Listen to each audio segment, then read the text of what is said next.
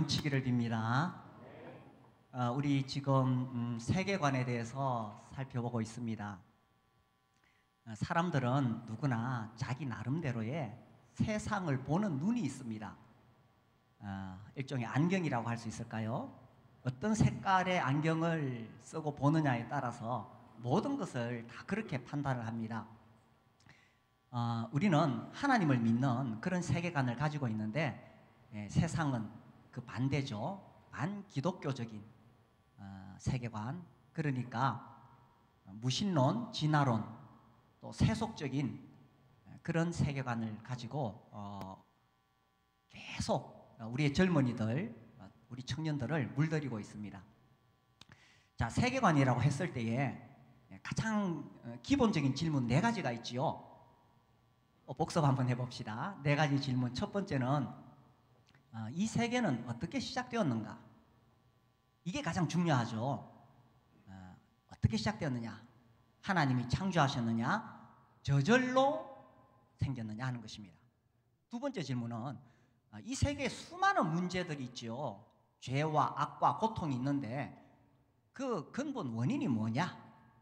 세 번째는 그러면 이 세계가 가지고 있는 문제에 대한 해결책이 뭐냐? 우리가 여기까지 살펴봤고요. 그 다음 4번째, 이 세계는 궁극적으로 어디로 가는가?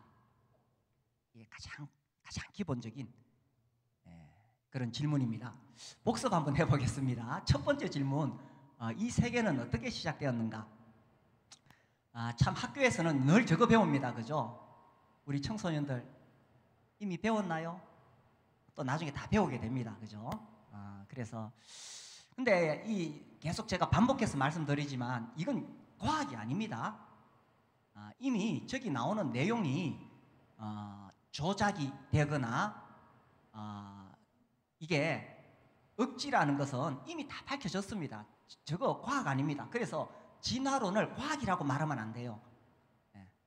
근데 이제 어떤 세계관을 만들어 가는 거예요. 그에 비해서 우리는 하나님이 만드셨다고 믿습니다. 이 만물을 볼 때 특별히 제가 이 벌의 춤에 대해서 소개를 했습니다. 야, 정말 신비롭죠. 저게 저절로 저렇게 될 수가 없다. 뭐 그런 이야기 말씀드렸습니다. 자, 두 번째 질문은 이 근본 원인이 뭐냐? 세계가 가지고 있는 이 악과 고통에 대해서 인본주의 세계관은 인간은 본래 선하다. 그런데 이 사회와 제도가 악하기 때문에 이렇게 되었다. 인간은 사람이 하얀데 이 주위가 어떻게 새까맣게 될 수 있겠어요? 말이 안 되죠. 여기에 대해서 성경은 인간이 하나님께 반역을 일으키기 때문이다. 타락했기 때문이다. 하나님께서 금지한 그 선악과를 먹었기 때문이다 라는 거죠. 자, 그러면 이 세계의 문제에 대한 답은 무엇이냐? 인본주의 세계관은 이 사회와 제도를 변화시키자, 개혁을 일으키자, 그렇게 말합니다. 그러나 자기가 지금 물에 빠져 있는데 물에 빠진 사람이 어떻게 다른 사람을 건져낼 수가 있겠어요? 불가능합니다. 그래서 하나님께서 우리를 구원하시기 위해 자기 아들을 보내주셨습니다. 그래서 주님이 이 땅에 오셔서 십자가에 죽으시고 부활하셨죠. 이것이 하나님 말씀하시는 해결책입니다. 복습했습니다. 다 기억나시죠? 자, 오늘은 이제 4번째 시간입니다. 마지막 4번째 질문. 우리는 결국 어디로 가는가 하는 것입니다. 이 세계는 어디로 가는가? 사실 이제 이 세계관의 문제로 이런 것들이 다 정리가 됩니다.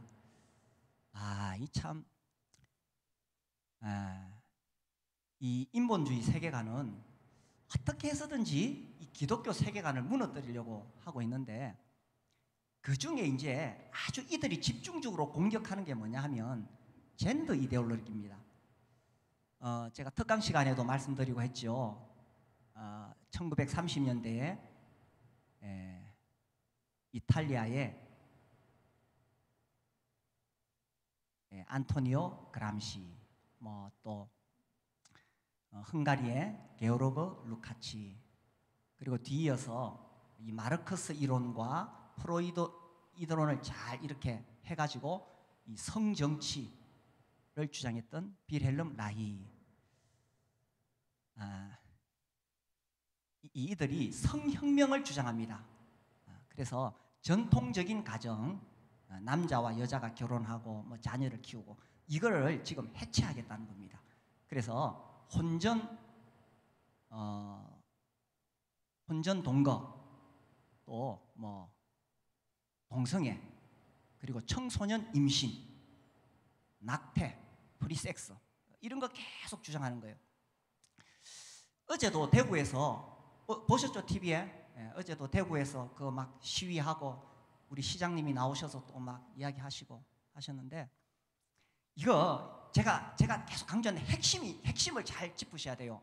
이게 단순히 동성혼을 인정한다 이런 차원이 아닙니다. 지난주에도 이제 뭐 저는 계속 그 문자 받고 있습니다. 그 국회 반대하라고. 지난주에 또 동성혼 이거 국회 발의하는데 문자 왔어요. 반대하라고. 전에는 제가 귀찮아서도 안 하는데 이 세계관을 공부하면서 이거 해야 돼요. 반대.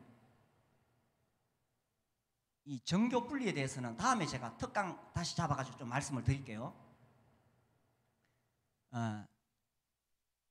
이게요, 단순히 뭐 아니 그 사람들 뭐 남자와 남자 가정을 이루어서 살면 되고 우리가 그들 보호해주면 되지, 생활 동반자법 지금 막 이렇게 하죠. 물론 우리는 그분들을 존중합니다. 그런데 문제는 뭐냐 하면은 이게요, 단순히 어떤 그 동성혼이 아니에요. 핵심은 이겁니다. 이게 바늘 구멍과 같아서 이걸 가지고 기독교 세계관을 무너뜨리겠다는 거예요. 우리 학생들 시험에 주관식으로 나와요. 이 핵심이 뭐냐 물으면은 단순히 동성혼이 문제가 아닌 거야. 이거 가지고 하나님의 창조 질서를 무너뜨리겠다는 거야. 이게 뚝에 처음에는 바늘 구멍이에요. 아이고 바늘 구멍 그거 뭐 무시하잖아요. 그 나중에 점점 커지면은 물이 쏟아져서 뚝이 무너지고 마을이 초토화되는 거예요. 제가 무슨 이야기 하는지 아시겠죠, 그죠? 이거 하나 가지고 뚫고 들어와서 결국은 하나님의 창조 질서를 공격하고 나아가서 이 기독교 세계관을 무너뜨리겠다는 거예요. 이게 얼마나 무서운 일인지 모릅니다. 저 안토니오 그람시가 진지전과 기동전에 대해서 이야기했어요. 그러니까 1930년대만 해도 이 기독교 세계관이 그래도 이렇게 굳건했죠. 우리도 얼마 전만 해도 그랬어요. 그런데 왜 이 마르크스 혁명이 일어나지 않을까? 헤게모니를 장악해야 된다. 이게 지금 기독교 세계관이 장악하고 있는 이상 혁명이 일어날 수 없어.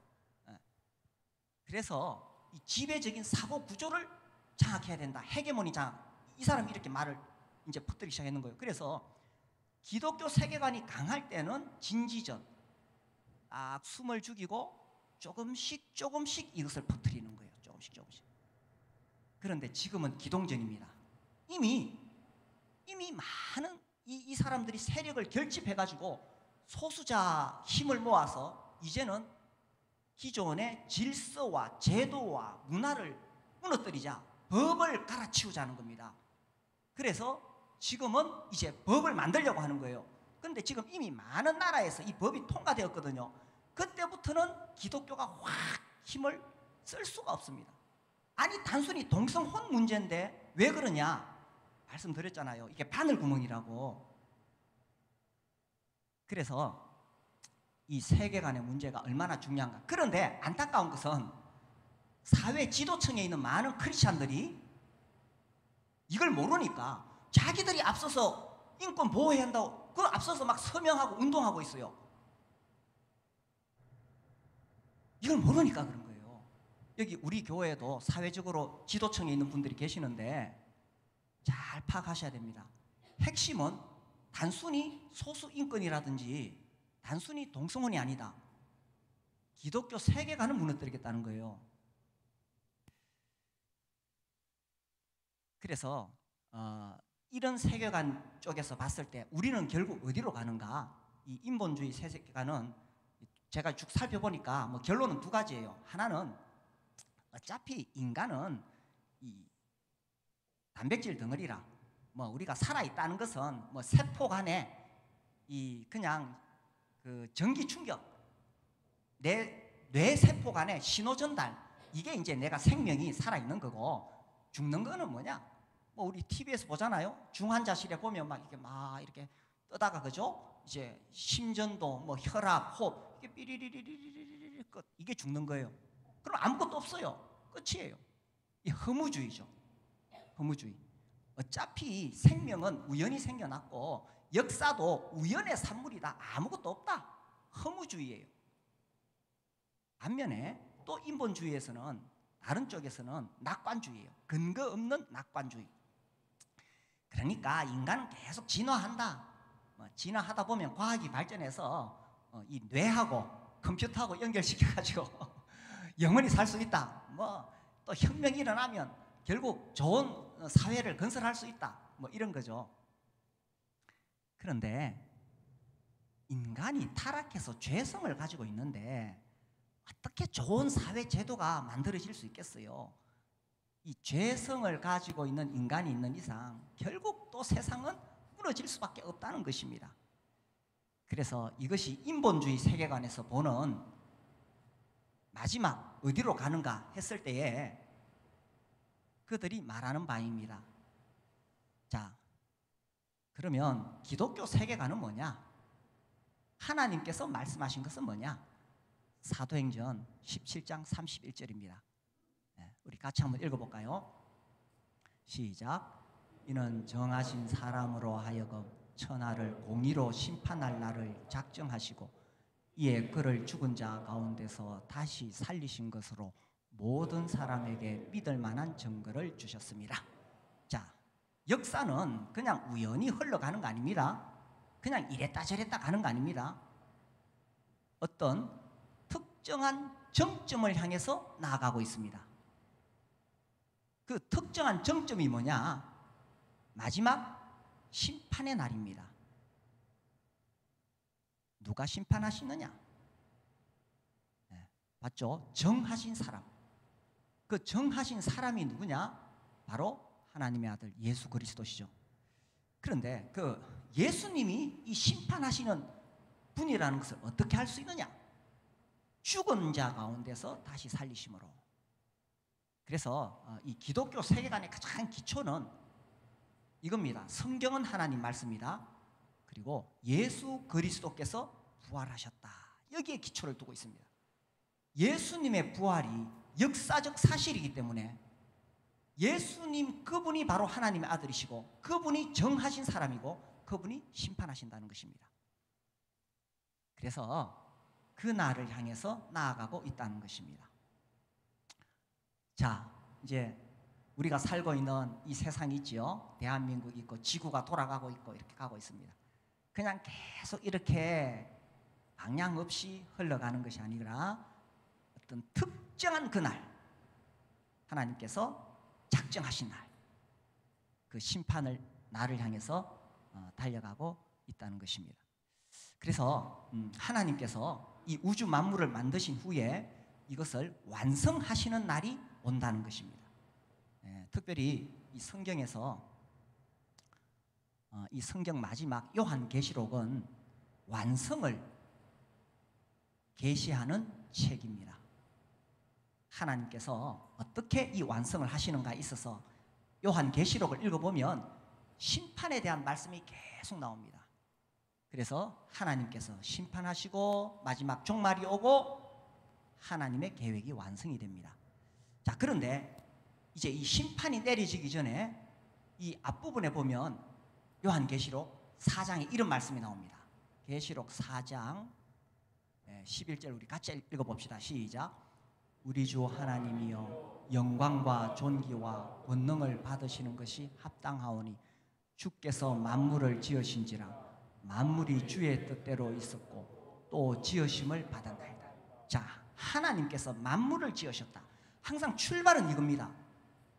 하나님께서 창조하셨기 때문에 하나님께서 심판하시고 하나님께서 완성을 하신다는 것입니다.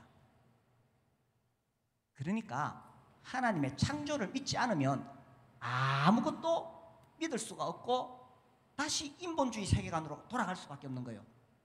그냥 오랜 세월 우연히 생겼다, 그렇게 갈 수밖에 없는 거예요. 창세기 1장 1절에서 결판 나는 거예요. 제가 말씀드렸나요? 지난 봄에 제주도 갔다가 어떤 자매님을 만났는데, 이분이 이제 예수님 믿기 전에 막 이 가정사가 굉장히 복잡하고 어려운 일이 있었어요. 참 힘이 들었어. 그래서 교회 가보라 그러니까, 그래 교회를 한번 가볼까 싶어가지고 교회를 다녔어요. 이렇게 동네 교회를 이렇게 다녔어. 그러다가 아이고, 내가 뭐 교회만 다닐 게 아니라 성경을 한번 읽어봐야 되겠다. 성경책을 샀어요. 사가지고 이제 처음부터 읽어야 되잖아요. 딱 펴서 읽으니까 창세기 1장 1절, 태초에 하나님이 천지를 창조하시니라. 그거 딱 보고는 성경책을 바로 덮었대요. 이걸 받아들일 수가 없는 거야. 제가 그분의 이야기를 들으면서, 야, 그러니까 우리가 살아가는 이 세계에 이 현대인들은 끝없이 이 인본주의 세계가 저절로 생겼다. 진화론, 무신론, 계속 이거 학교에서 배우고요. 결정적으로 대학에서 막 그냥 대학에서 주입합니다. 대학 가지 말란 말 아니에요. 대학 가야 돼. 가서 더 공부해가지고 그 세계관을 깨뜨릴 수 있는 사람이 돼야 돼요. 그래서 이게요, 학교에서 계속 그렇게 배웠지, 그리고 이 미디어를 통해서, 그죠? 유튜브 통해서, 넷플릭스 통해서 끝없이 저절로 생겼다, 우연히 생겼다. 그러니까 이게 몸에 배 있어요. 그래서 이분이 교회를 다니면서 하나님 한번 믿어보기로 마음까지 먹었는데도 창세기 1장 1절 읽고 탁 덮었다는 거예요. 이게 현실이라는 사실입니다. 나중에는 이분이 이제 복음을 듣고 우리 예수 믿고 자매님이 되셨어요. 그래서요, 결국 여기서 출발합니다. 하나님의 창조. 하나님께서 창조하셨기 때문에 하나님께서 심판하실 수 있다는 사실입니다. 그래서 요한계시록에서 하나님의 진노가 내려지는 이 심판이 있기 전에 먼저 무엇을 언급하셨느냐? 우리 조금 전에 4장 11절 봤지요? 만물을 지으신지라. 그렇죠? 하나님께서 만물을 지으셨다. 그래서 심판하신다는 것입니다. 우리 가운데 아직 예수님을 믿지 않은 분이 계실까 봐 제가 정말 안타까운 마음으로 말씀드리는 겁니다. 어느 날 갑자기 예수님이 오십니다. 이걸 이제 휴거라고 말하는데, 어느 날 갑자기 예수님이 오십니다. 데살로니가전서 4장에 보면은 정말 우리 가운데 예수님 아직까지 영접하지 않으신 분이 계실까 봐 제가 안타까운 마음으로 이 말씀 드립니다. 자, 같이 읽어봅시다. 시작. 주께서 호령과 천사장의 소리와 하나님의 나팔 소리로 친히 하늘로부터 강림하시리니 그리스도 안에서 죽은 자들이 먼저 일어나고 그 후에 우리 살아남은 자들도 그들과 함께 구름 속으로 끌어올려 공중에서 주를 영접하게 하시리니 그리하여 우리가 항상 주와 함께 있으리라. 자, 예수님이 오시면은 먼저 예수님을 믿고 죽은 사람들은 부활합니다. 왜냐하면 그들은 영생을 얻었기 때문에. 그리고 그 다음에 예수님 믿고 우리 살아있는 사람이 우리가 호련히 변화되어서 공중으로 다 올라가서 주님을 영접하게 됩니다. 이것이 우리의 소망입니다. 그래서 예수님을 믿는 사람의 큰 소망이 뭐냐?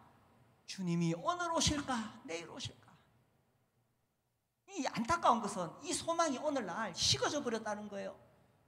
특별히 1992년 10월 28일 날 휴거 일어난다고 다미 선교회를 비롯한 이상한 사이비들이 그날 휴거 일어난다고 막 대한민국을 어지럽혔어요. 성경에는 그 날과 그 시는 아무도 모른다고 했는데 자기들은 안다는 거야. 그러니까 항상 성경을 벗어난 이야기를 하면 그게 이단입니다. 우리는 철저하게 성경에서 진리를 찾습니다. 그 뒤로 그냥 우리 예수 믿는 사람들이 휴거 이야기하고 예수님 재림 이야기하면 뭐 그때도 그러다 말았는데, 그 날과 그 시는 알지 못하지만 주님이 오십니다. 주님이 우리를 데리러 다시 오십니다. 세상에 뭔 미련이 그렇게 많습니까? 아직도 예수님을 영접하지 않은 분들을 위해서 제가 말씀드립니다. 어느 날 갑자기 주님 오실 때에 그 주님 맞이할 준비 안 되셨으면 얼마나 두려운 일인지 모릅니다. 세상 사람들도요, 이 세계가 망할 거 알아요. 그래서 BSA라는 게 있어요. 이 아인슈타인 아시죠? 이분과 미국의 핵과학자들이 지구 종말 시계를 만들었어요. 그래서 1947년에 7분 전이다 이렇게 말을 했어요. 7분 전. 그런데 이제 핵 위협이 오고 기후 변화 이런 걸 보니까 이게 자꾸 줄어들어서 2020년 후에는 100초 전 이렇게 했어요. 그러다가 얼마 전에 푸틴이 우크라 침공했잖아요. 10초 땡겼어요. 90초 전. 그래서 예수님을 믿든지 안 믿든지 간에 세계의 과학자들도 지구는 이 기후변화나 핵전쟁이나 이런 걸로 자체적으로 멸망할 수밖에 없다. 이거는 그렇게 생각할 수밖에 없어요. 이 세상이 흘러가는 걸 보면은 안 믿는 사람들도 세계 종말 알아요.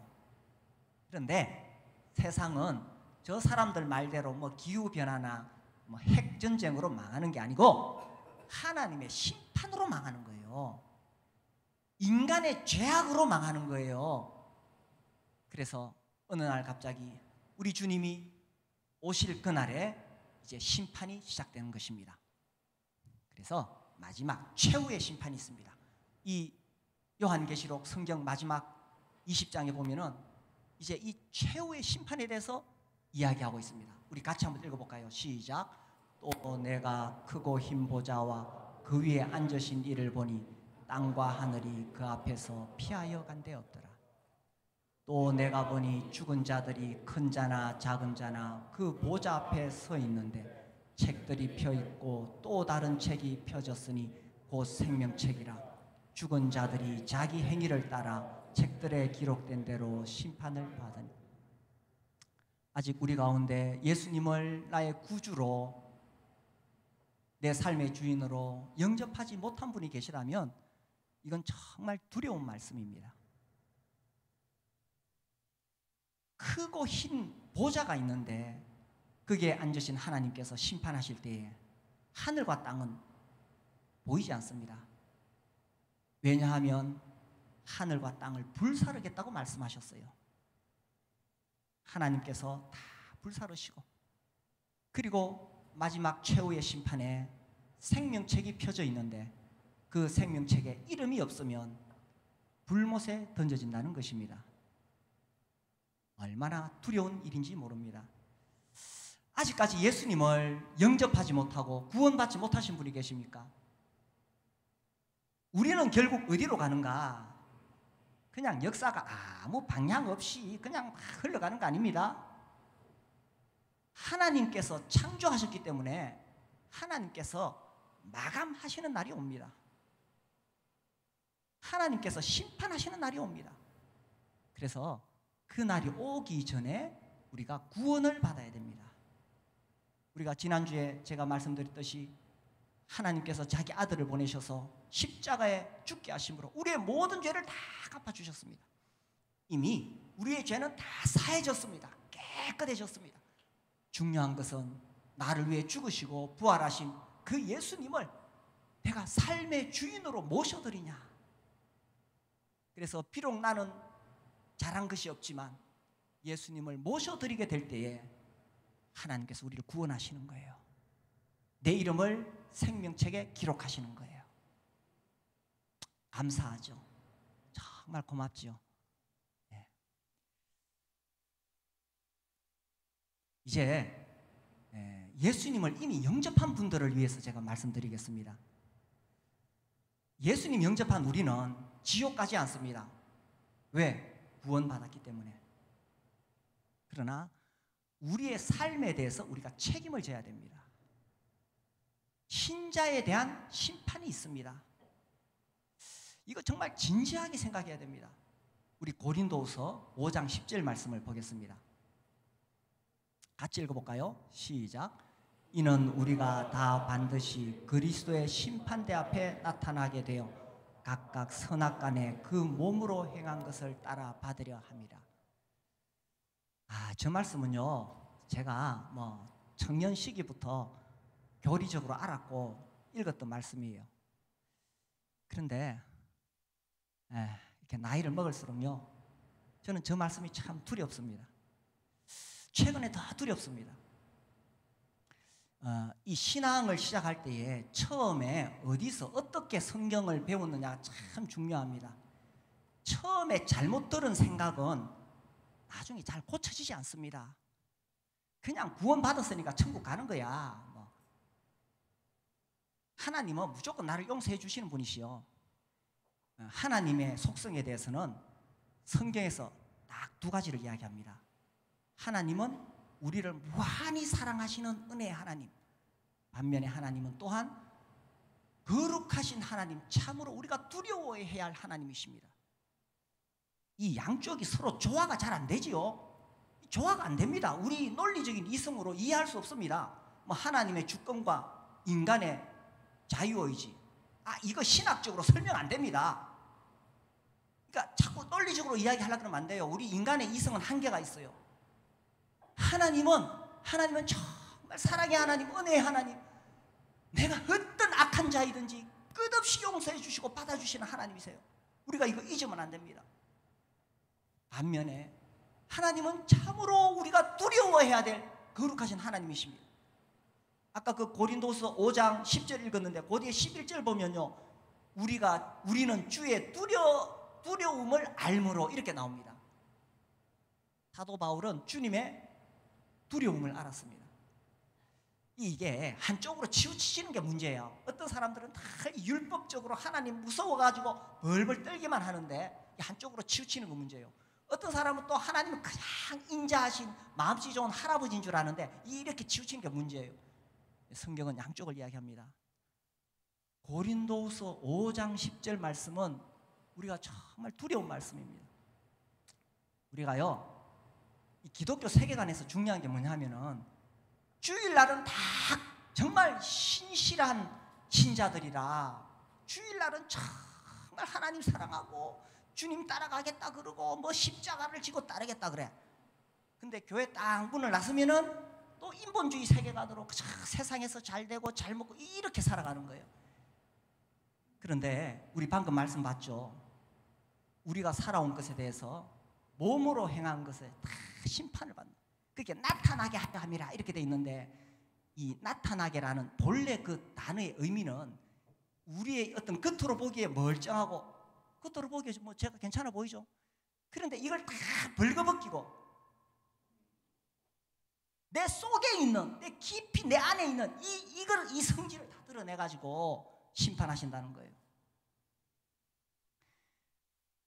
우리가요, 주님을 섬기는데 그날에 내가 주님의 일을 한 것에 대해서 그 동기까지 심판하시겠다는 거예요. 겉으로 봤을 때는 열심히 봉사하고 헌금하고 했는데 그날에 우리 속에 있는 동기까지 다 밝히겠다는 거예요. 정말 주님을 위해서 했느냐, 너 자신을 드러내기 위해서 했느냐 하는 거예요. 오른손이 왼손이 하는 것을 오른손이 모르게 하라고. 그 반대인가요? 하여튼 한쪽 손이 하는 것을 한쪽 손이 모르게 하라고 그랬는데 우리는 그거 드러내고 싶어. 그죠? 지난 수요일 날 이제 우리 고린도전서 14장 했어요. 방언에 대해서 할 때에 거기 보면 자기의 덕을 세우는 게 있고 교회의 덕을 세우는 게 있어요. 우리가요, 주님 섬긴다 하지만 자기의 덕을, 자기 이름을 내려고 자기 의를 내세우려고 하는 거, 이거 참 뿌리 깊은 이기심입니다. 또요, 정말 교회의 덕을 드러냈느냐, 정말 주님의 이름을 높이려고 그래서 내가 섬겼느냐, 그날에 다 나타난다는 거예요. 두렵지 않습니까? 저는요, 제가 이번에 그 어윈 루처 목사님 책을 읽다가 웃었는데, 수요일 날 그 말씀 드렸는데, 이 목사님이 이제 딱 정장을 하고 이제 운전하고 가다 보니까 길가에 차가 세워져 있고 어떤 젊은 아가씨가 굉장히 당황하고 있어. 그래 내려서 왜 그러냐고 물으니까 기름이 떨어졌대. 그래 이 목사님이 주유소 가서 기름통에 기름 받아가지고 와가지고 그 아가씨 그 주유구에 이렇게 딱 기름을 넣어줬어요. 그러면서 번뜩 지나가는 생각이, 야 내가 이렇게 하고 있는 거 우리 교인들이 좀 봤으면 좋겠다. 우리 마음속에 다 그런 거죠. 저는 그거 보면서 아이고 그래 인간은 다 똑같은가 봐. 저렇게 훌륭하신 목사님도 그런 마음이 있는데, 예. 예. 그저 내가 하는 거 이거 누가 좀 봤으면 알아줬으면 나타나게 하려 함이라 했을 때에 그 말씀의 의미는 그날에 우리가 완전 벌거벗기겠다는 거예요. 주님 참 두렵죠. 그래서 뭐 최근에 더 회개합니다. 회개. 그냥 내 안에 부정적인 생각이 들 때마다 자꾸 회개합니다. 주님 내가 잘못했어요. 그리스도의 심판대 앞에 설 걸 생각하면 남을 정죄하고 비판했던 거, 주님 내가 잘못했어요. 또 내가 드러나고 싶은 막 이거 본성적으로 올라와요. 이거 늘 본성적으로 올라와요. 인간은 자기중심적이니까. 주님 회개합니다. 그냥 자꾸 회개해요. 회개. 그래서 우리가 그리스도의 심판대 앞에 선다는 것입니다. 우리가 믿지 않는 사람들에게 예수 안 믿으면 최후의 심판받는다고 경고하는데요, 우리 믿는 사람들에게도 경각심을 일깨워줄 필요가 있습니다. 나한테 다른 사람이 아니에요. 우리 그리스도의 심판대 앞에 섭니다.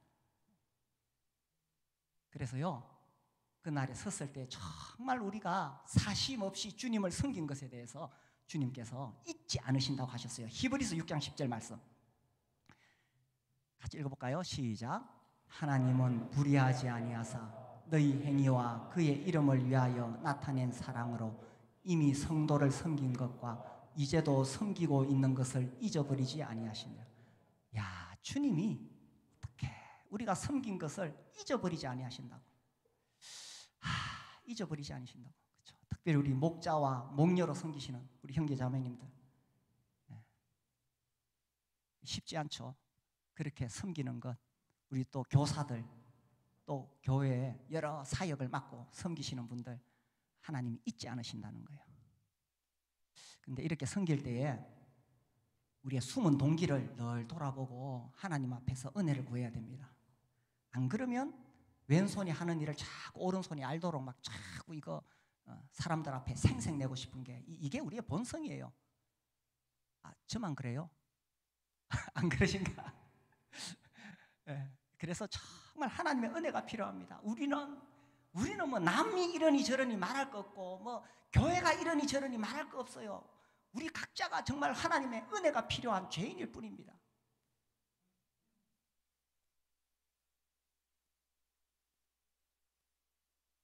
그래서 하나님께서 다 기억하신다고 하셨죠, 그죠? 정말 감사한 일입니다. 그래서 섬길 수 있는 기회가 있을 때에 우리가 섬겨야죠. 하나님이 기억하세요. 사람들은 몰라도 하나님이 기억하세요. 하나님 기억하시니까 이제 그렇게 섬기다가 사는 거죠. 그래서 이제 이 요한계시록에 보면 마지막 최종 이 완성에 대해서 말씀하십니다. 우리 계시록 22장 말씀 볼까요? 이제 최종 완성. 같이 읽어봅시다. 시작.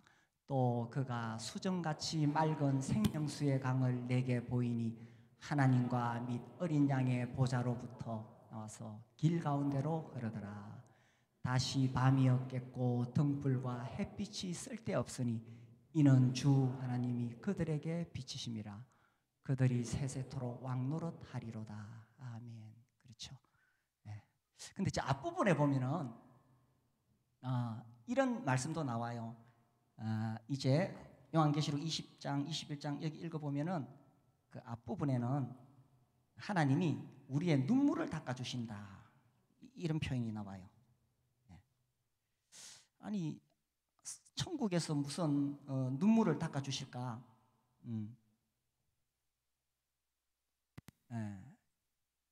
그런 생각이 들잖아요.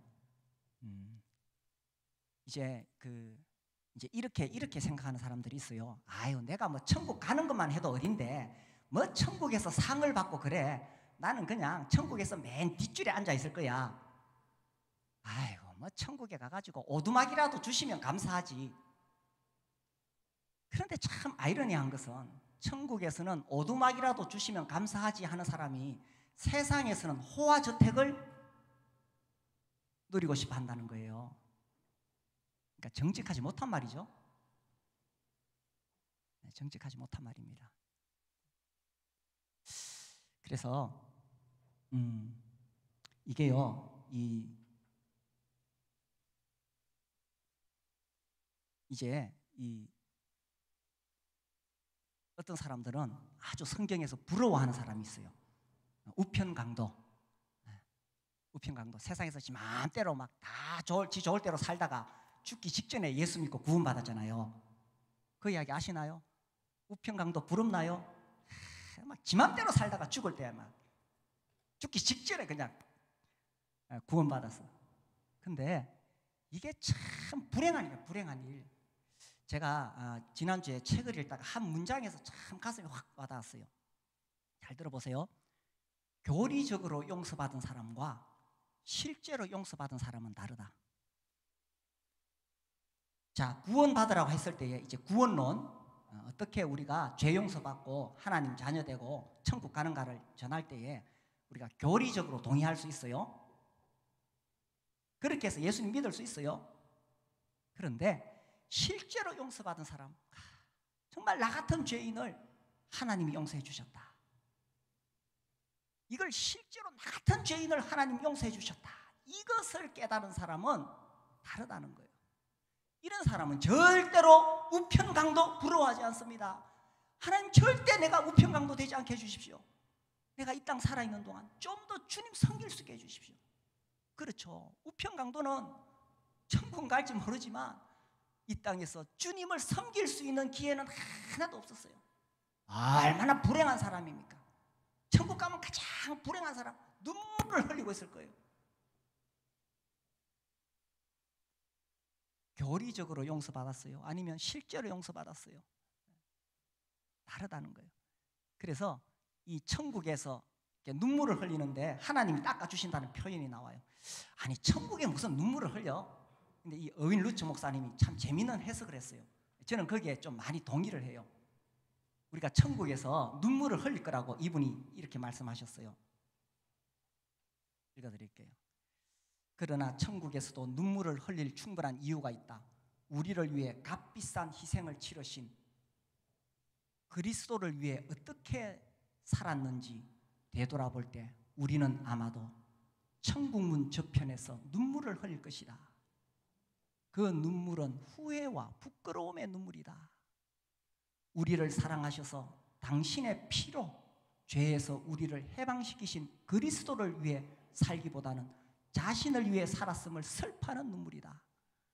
하나님이 닦아주시지 않는다면 우리는 아마도 영원히 눈물을 그치지 못할 것이다.